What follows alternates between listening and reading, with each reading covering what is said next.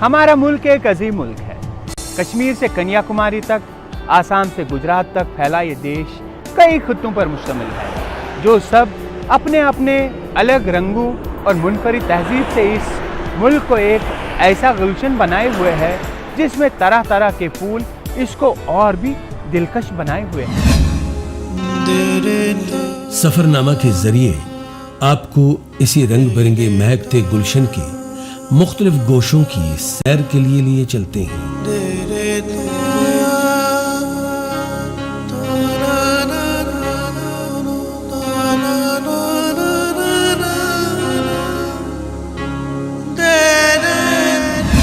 नाज़रीन, यूं तो मुल्क हिंदुस्तान शुमाल, जनूब, मगरिब, मशरिक हर सिमत में अपनी ख़ास रंगारंगी से सरशाद है, लेकिन राजस्थान की सरजमीन अपना एक ख़ास और मुनफरिद मकाम रखती है।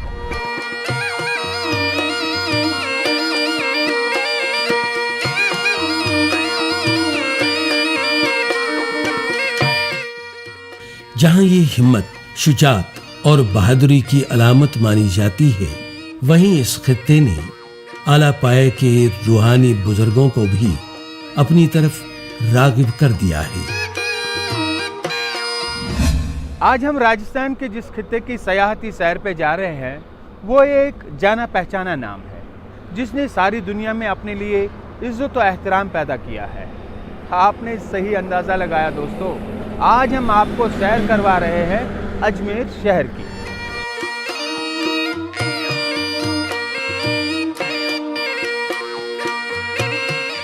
अजमेर राजस्थान का एक मशहूर व मारूफ शहर है जो अरावली पहाड़ों के बीच वाक़ा है, और यही पहाड़ अजमेर को थार रेगिस्तान की रेतली हवाओं से महफूज रखे हुए हैं।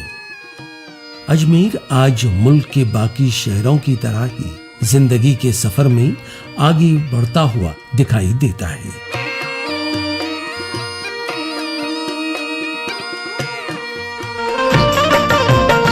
अजमेर की सबसे बड़ी खुसूसियत और पहचान है यहाँ ख्वाजा मोइनुद्दीन चिश्ती अजमेरी रहमतुल्लाह अलैह की दरगाह, जो हिंद के लोगों की अकीदत का मरकज बनी हुई है।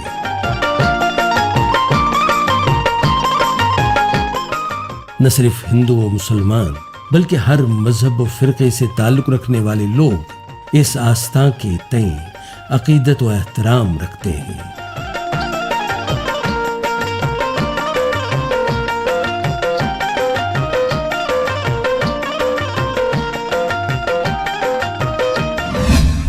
कहा जाता है अजमेर पर 700 साल तक चेची गुर्जरों का राज रहा, जिनकी अच्छी खासी तादाद आज भी यहाँ पर रिहाइश पजीर है।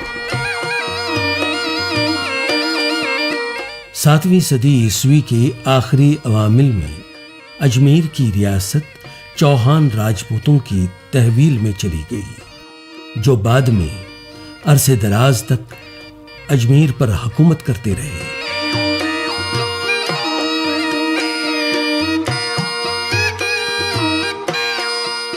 (1193) में एक मुसन्निफ ने अजमेर का जिक्र करते हुए अपनी तारीखी किताब में कहा है कि महमूद गोरी की फतह के बाद अजमेर को उसकी सल्तनत का हिस्सा बताया है।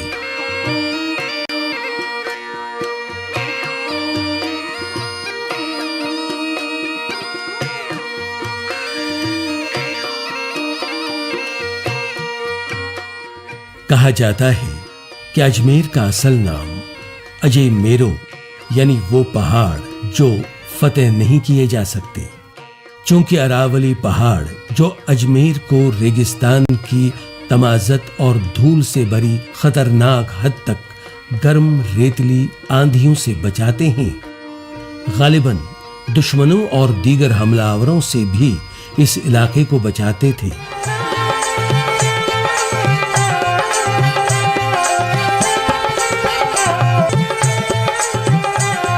लिहाजा इस शहर को नाकाबिल फतेह पहाड़ या अजय मेरो का नाम देना एक कुदरती अमल लगता है। बाद में यही अजय मेरो बिगड़ते बिगड़ते अजमेर बन गया, जिस नाम से आज भी इस इलाके को पुकारा और पहचाना जाता है। दोस्तों, अजमेर की और एक खुसूसियत ये है कि ये राजस्थान का दिल तस्वुर किया जाता है, क्योंकि ये बिल्कुल राजस्थान के बीचों बीच वाक़ा है।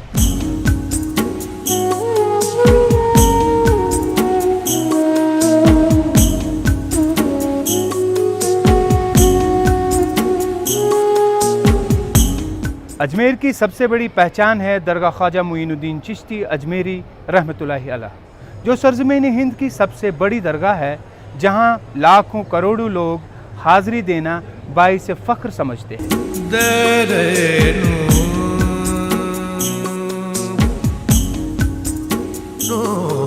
हज़रत ख्वाजा मुईनुद्दीन साहिब रहमतुल्लाहि अलैह वस्त एशिया से यहाँ तशरीफ़ आवर हुए थे और अजमेर की सरजमीन की अमन व शांति और हरियाली को देखकर वो यहीं याद खुदा में महव हो गए थे।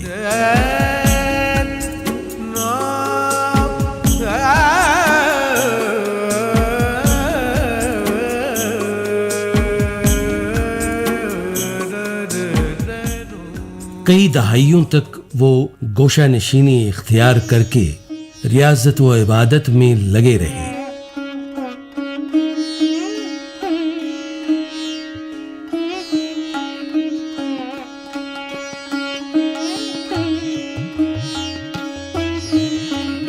जब तक कि अजमेर के लोगों ने इनकी रूहानी कशफ व करामात को देखकर इन्हें अपना मुर्शिद तसव्वुर किया और उनके दरबार में ज़ायरीन का हजूम उमड़ने लगा।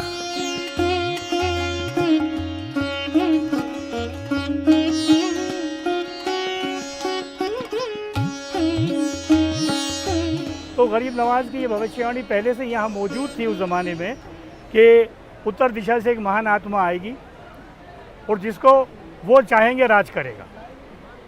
मिसाल के तौर पर उनको लोग देखकर जंगली जानवर जंगल में चले जाएंगे और जादू ख़त्म हो जाएगा। उनको लोग देख के ईश्वर के गुणगान करेंगे। यहाँ तक कि गरीब नवाज की मोहब्बत में हो जाएगा। जल की अद्भुत चमत्कारी दिखाएंगे तो जल की अद्भुत चमत्कारी यदि जब पानी बंद किया आप पर तो आपने पानी को बोला जा गुलाम तो खादिम से फ़खरुद्दीन गुरदीन से बोला जाएगा पानी को कहो तुझको ख्वाजा पीने बुला। जब पानी बंद हो गया तो आपने आवाज़ दी, दिलवाई और पानी तालाब में आ गया, तो वो लोग हैरत में रह गए।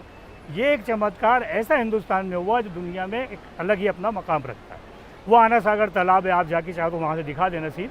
तो वो तालाब जब प्याले में आ गए सब लोग चक्कर खा के गिर गए। बादशाह के पास गए, बादशाह ने कहा मैं कुछ नहीं कर सकता, आप लोग सोचो। तो उस पर उन्होंने जो सोचा तो गरीब नवाज से माफ़ी मांगी।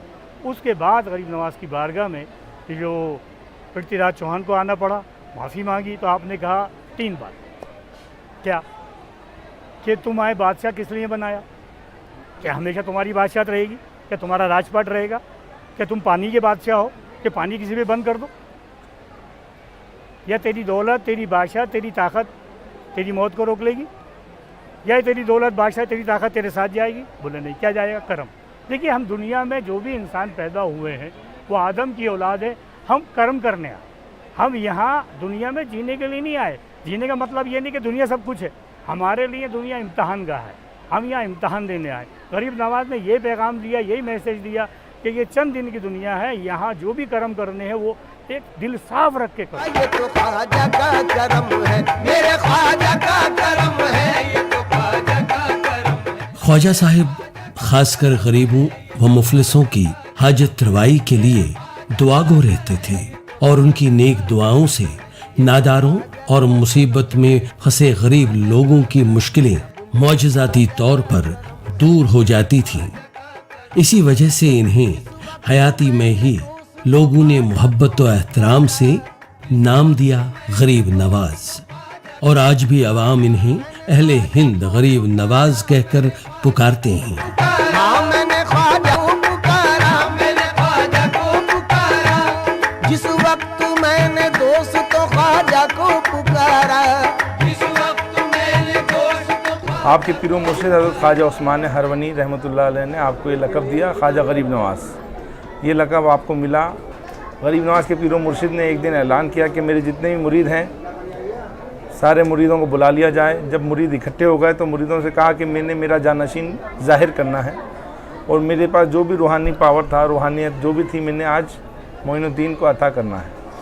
अगर किसी को आजमाना है मोइनुद्दीन को तो आजमा सकता है। तो सब ने हाथ जोड़ के कहा सरकार आप दे रहे हैं, आप जान रहे हैं, सब बेहतर जानते हैं, आप जो करेंगे बेहतर करेंगे। तो कहा नहीं फिर भी अपनी अपनी करामत दिखाओ। तो एक मुरीद को कहा अपनी करामत दिखाओ, तो उन्होंने आसमान में यूँ हाथ ऊँचे करके सोना निकाल के आपकी खिदमत में पेश किया। एक दूसरे मुरीद से गरीब नवाज के पीर ने कहा आपकी करामत दिखाइए, तो आपने चांदी निकाल करके दिखाई। अब गरीब नवाज की तरफ इशारा करा और कहा कि मोइनुद्दीन अपनी करामत दिखाओ। गरीब नवाज ने आँख बंद करी और उन दोनों पीर भाइयों ने जो काम किए थे उनके दिल को देखा कि दिल में इनके क्या चल रहा है। दिल में उनके चल रहा था कि काम करने के बाद जाके खाना खाएंगे। तो सरकार गरीब नवाज ने आसमान से 2 रोटी निकाल करके उनके आगे कर दी।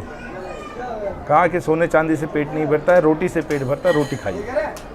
तो उन्होंने आपके पीर भाई मुस्कुराए और कहने लगे बेशक ये तो दिलों के हाल जानने लग गए। तो आपके पीर मुर्शिद मुस्कुराए और कहा कि ये हमारा जानशीन है और ये गरीब नवाज है। ज़रूरतमंद की ज़रूरत को पूरा करने वाले को गरीब नवाज कहते हैं।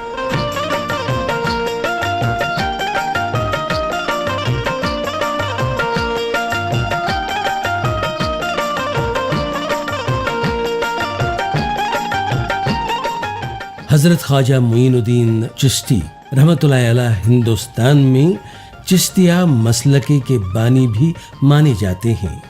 सोहरवर्दी, कादरिया, नक्शबंदी ऐसे इस्लामी तसव्वुफ के मुख्तलिफ मसलकों में शुमार होते हैं, लेकिन ख्वाजा साहब ने सूफी संत के चिश्ती सिलसिले को तक़वियत दी और अपने कश्फ करामात से सारे हिंदुस्तान का दिल जीत लिया। हिंद में जो भी सूफी बुजुर्ग औलिया व अंबिया तौलत हुए, उन सब में ख्वाजा अजमेरी को आला तरीन मकाम हासिल है।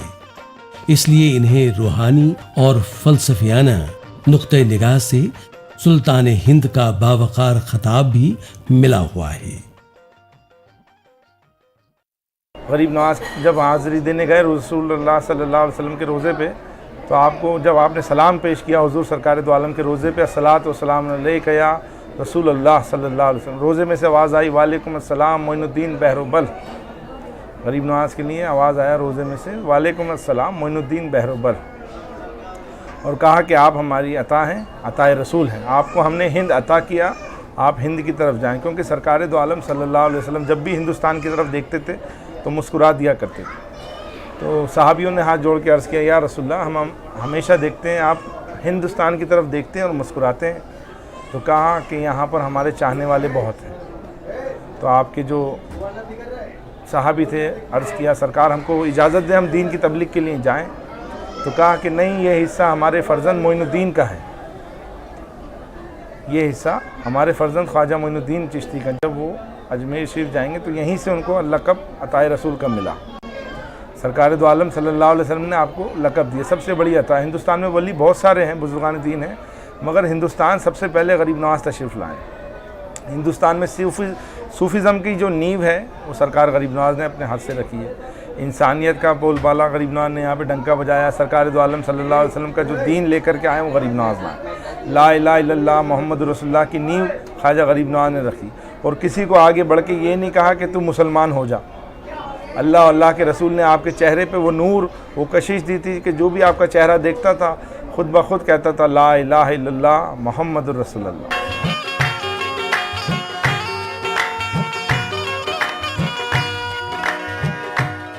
हज़रत ख्वाजा मुईनुद्दीन चिश्ती अजमेरी रहमतुल्लाह अलैह खासकर गरीबों को बहुत ही प्यार करते थे, जिसकी वजह से इन्हें ज़ायरीन गरीब नवाज कहते थे। लेकिन इनकी दरबार में समाज के सभी तबकों से ताल्लुक़ रखने वाले लोग आते रहते थे, जिनमें अमीर, गरीब, छोटे बड़े सब शामिल रहते थे। जो ख्वाजा बसे अजमेर, मैं इस हैरत में पड़ी कलियर जाऊं या अजमेर। ख्वाजा साहब के मुरीदों में अजीम मुगल बादशाह शहनशाह अकबर भी शामिल थे, जो ख्वाजा साहब के दरबार में नंगे पांव चलकर आ जाते थे। कहा जाता है कि बहुत देर तक उन्हें कोई औलाद नसीब न हुई, लेकिन जब वो ख्वाजा गरीब नवाज के हुजूर में हाजिर होकर मिन्नत समाजत करते रहे तो ख्वाजा साहब की दुआए खैर से उन्हें शहजादा सलीम, लाला बदख्शां जैसी औलाद नसीब हुई। अकबर बादशाह जो थे, ख्वाजा गरीब नवाज सरकार गरीब नवाज के सिलसिले से एक बुज़ुर्ग गुजरे हैं, ख्वाजा सलीम चिश्ती, जिनका आस्थाना आगरा में है, जो अकबर बादशाह के मुर्शिद हैं। जब आगरा में जब उनके पास सलीम चिश्ती के दरबार में अकबर बादशाह गए और कहने लगे आपके मुर्शिद से कि हज़रत मेरे पास सब कुछ है, मगर मेरे पास औलाद नहीं है, तो आपके पीर ने हुक्म दिया कि आप अजमेर शरीफ जाएं और वहाँ जाएं जहाँ सबको मिलता है, हमको भी वहीं से मिला है, आपको अगर कुछ चाहिए तो वहाँ जाएं, और वहाँ राजा बन के ना जाएं, वहाँ पर फ़कीर बन के जाएं। तो राजा बन के नहीं बल्कि फ़कीर बन के आगरा से वो अजमेर तक पैदल चल के आए। गरीब नवाज के आस्थाने पे यहाँ पर आकर के उन्होंने शब्बेदारी करी, हाज़िरी करने के बाद दुआ मांगी और कहा कि या गरीब नवाज, मैं आपके आस्थाने पे हाज़िर हूँ और मेरे पीर के हुक्म से मैं यहाँ आया हूँ, मैं यहाँ से औलाद को लेकर के जाऊँगा। तो जोधा और अकबर दोनों यहाँ 1 साल रहे, अजमेर में यहीं पर रहे, यहीं से उन्होंने हिंदुस्तान की बागडोर संभाली और 1 साल तक दोनों यहीं रहे और यहीं से उनको सलीम अता हुआ। तो यहाँ से जब वो लेकर के गए तो जोधा की गोद में बच्चा सलीम था, यहीं से लेकर के वो गए। गरीब नवाज ने खाली नहीं लौटाया उनको।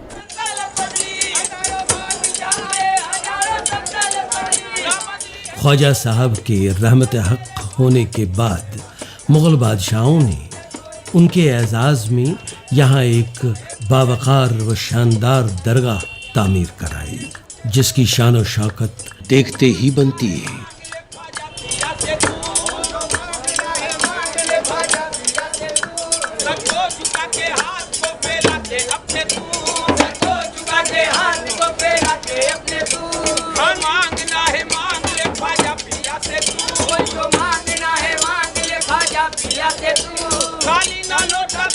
आज करोड़ों की तादाद में हिंदुस्तान, बरे-सग़ीर हिंद व आलम के दूसरे ममालिक से ज़ायरीन व अक़ीदतमंद साल भर यहाँ ज़ियारत के लिए आते रहते हैं और यहाँ आकर अपने मन की मुरादें पाते हैं।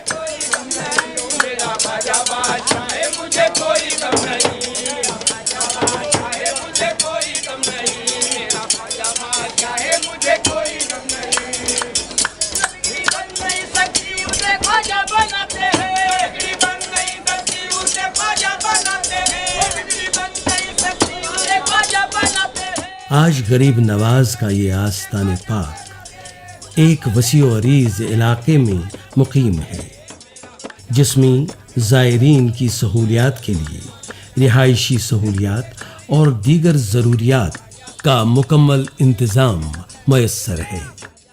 दरगाह ख्वाजा गरीब नवाज हिंद के गंगा जमनी तहजीब की रोशन और पुरवकार मिसाल बन चुका है और अमन व शांति का दर्स दे रही है।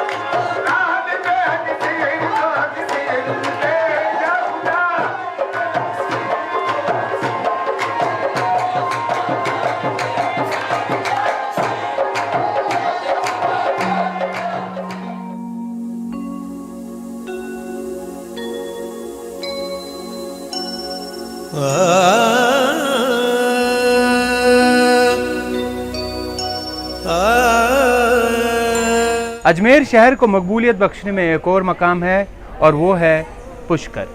पुष्कर हिंदू मत से ताल्लुक़ रखने वाले लोगों के लिए मजहबी लिहाज से बहुत ही मुतबरक है।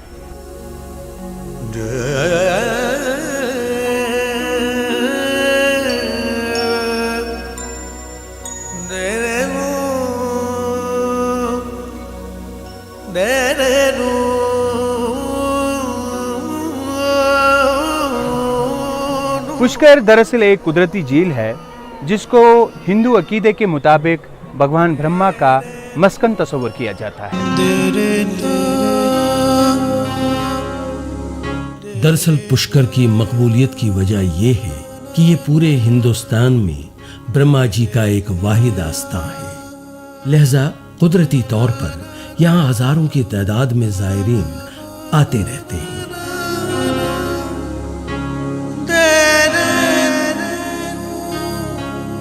पुष्कर राज जो है सब तीर्थों का गुरु कहलाता है।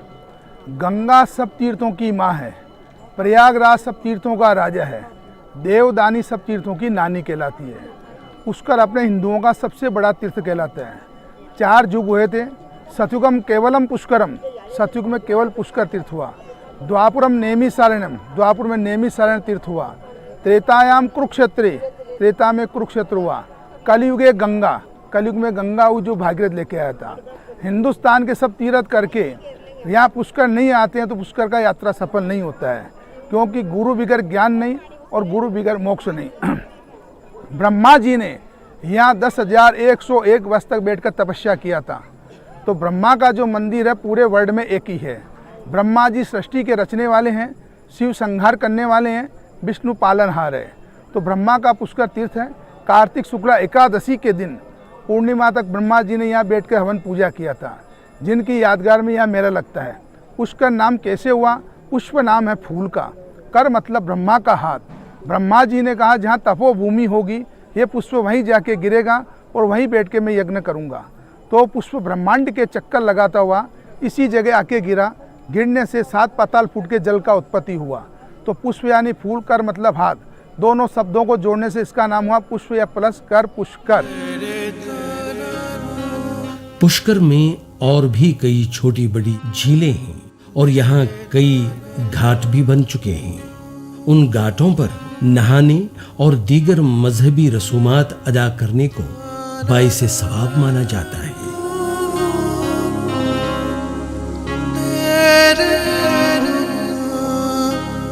पुष्कर को सारी दुनिया में मशहूर कराता है यहाँ लगने वाला सालाना पुष्कर मेला, जिसमें लाखों की तादाद में जायरीन और सयाह हिस्सा लेते हैं, जिनमें यूरोपीय सयाहों की एक अच्छी खासी तादाद भी शामिल होती है।